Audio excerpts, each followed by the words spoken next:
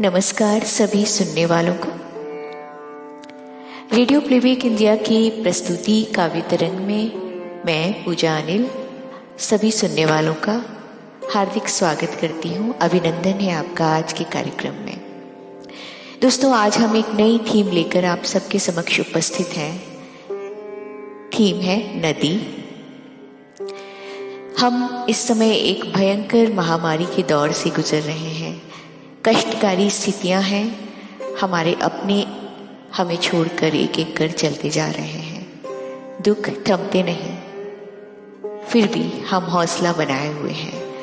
हम आपके साथ हैं, आप भी हमारे साथ बने रहिए। कुछ दूर और साथ चलेंगे, कारवां बनता जाएगा।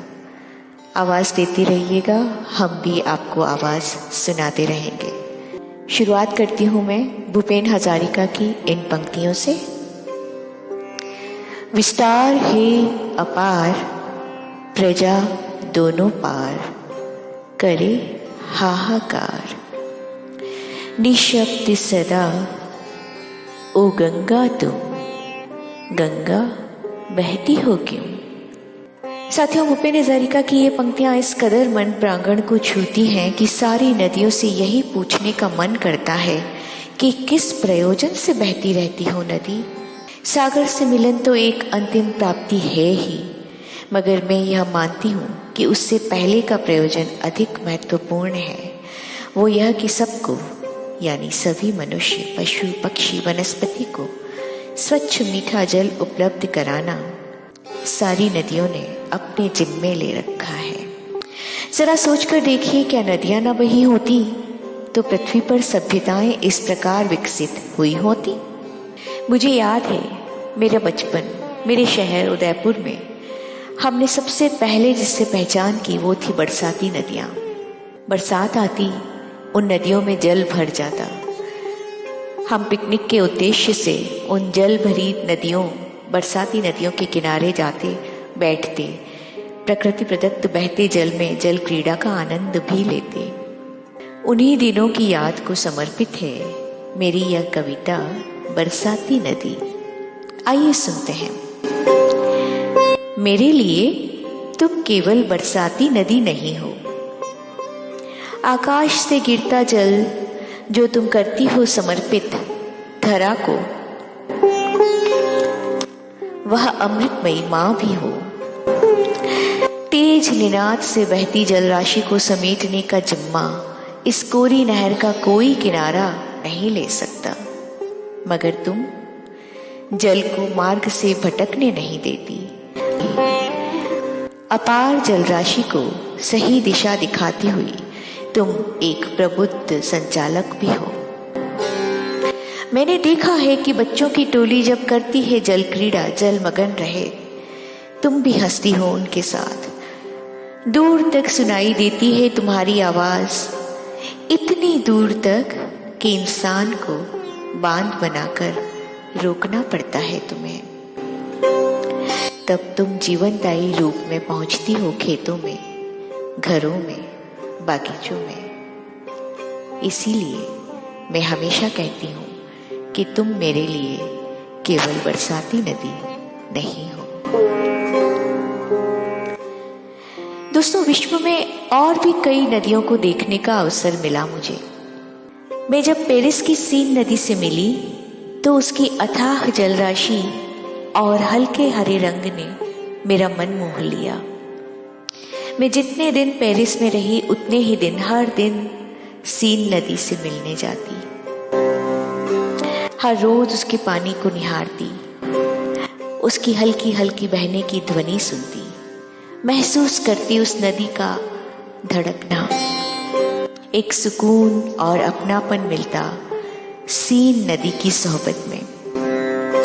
मैंने वहीं किनारे बैठकर सीन नदी के लिए यह कविता लिखी। आइए सुनते हैं। पेरिस में तुम्हारे 13 किलोमीटर के विस्तार को एक अंजुलि में समेटती हूं मैं। तुम अपनी एक बूंद से मुझे जीवन प्रदान करती हो। तुम्हारे सीने पर दौड़ते पानी के जहाज मुझे बिल्कुल नहीं सुहाते। मानो उनकी ध्वनि से अवरुद्ध होती हो तुम्हारी धड़कन। सुनो सीन नदी, तुम्हारे हल्के हरे रंग में गिरती आईफिल टावर की परछाई मुझे सुखद अनुभव कराती है। जिस ऊंचाई को छूने के लिए बहुत ऊंचा उठना पड़ता है, वह तुम्हें झुककर छूती है। सुनो सीन नदी, तुम्हारे किनारे खिले फूल और उगे हुए वृक्ष मेरी अमानत हैं। मैं 37 पुलों को पार कर जब लौट कर यहाँ आऊंगी तो कुछ सेब के फूल मेरे जूड़े में सजाना।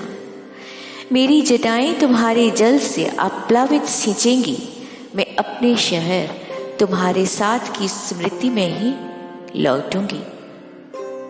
सुनो सीन नदी, तुम्हारे नाम को सार्थक करती हुई मुझे तुम बहती हुई मिलना। फिर 775 किलोमीटर दूर किसी समुद्र में लहरों के संगीत की धुन पर अटखेलियां करती हुई, मचलती और थिरकती हुई। साथियों, इसके बाद मैंने कई और भी बड़ी बड़ी नदियां देखी, जैसे कि लंदन की टेम्स नदी, मैड्रिड की मंसानारेस नदी, सेविया, जिंदगी न मिलेगी दोबारा फिल्म वाला सेविया, वहाँ की ग्वादियाना नदी, लिस्बन की ताखो नदी, उत्तरी अमेरिका की कोलोराडो नदी। इन सभी छलकती नदियों के किनारे बसे बुलंद शहर अपने आप में ऐतिहासिक गाथा लिए हुए हैं। स्पष्ट है कि नदियां मुझे बेहद आकर्षित करती हैं। शायद किसी दिन मैं गंगा नदी से मिल पाऊं, यह मेरी सबसे बड़ी उम्मीद है। इसी उम्मीद के साथ आज के काव्य तरंग को समाप्त करने की आज्ञा चाहती हूँ। आप सभी सुनने वालों से निवेदन है कि आप किसी नदी से मिले हों, हमें उसके बारे में अवश्य बताइएगा। नदी से जुड़ी कोई याद, कोई किस्सा बताना चाहें तो अवश्य लिख भेजिए हमें। हमारा ईमेल एड्रेस है kavyatarang.rpi@gmail.com। नदियों पर आधारित आपकी कोई कविता हमें भेजना चाहें तो उसका भी स्वागत है। हम अपने कार्यक्रम में आपकी कविता पाठ करने का पूरा प्रयास करेंगे। तो साथियों, प्रसन्न रहिए, खूब स्वस्थ रहिए, हमारे साथ चलते रहिए, हमारा हाथ थामे रहिए, हमें आवाज देते रहिए, हमारी आवाज आप तक पहुंचती रहे। इसी के साथ अपनी दोस्त पूजा अनिल को दीजिए आज्ञा। काव्य तरंग की अगली कड़ी में पुनः भेंट होगी। तब तक काव्य तरंग की जानिब से आप सभी का शुक्रिया, धन्यवाद, मेहरबानी और नमस्कार।